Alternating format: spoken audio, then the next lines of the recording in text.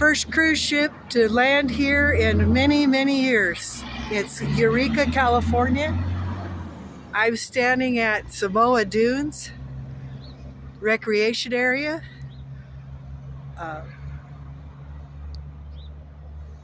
Monitored and protected by the Bureau of Land Management.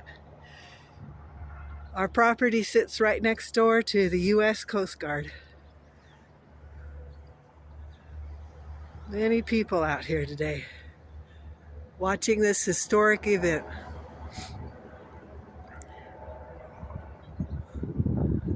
Beautiful sight. We're so happy that they have chosen to come to Eureka.